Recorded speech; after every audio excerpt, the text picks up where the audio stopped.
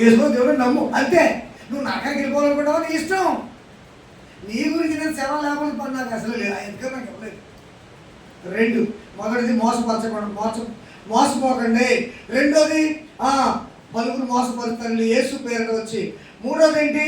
యుద్ధముల గురించి యుద్ధ సమాచారం గురించి వినబోదురు.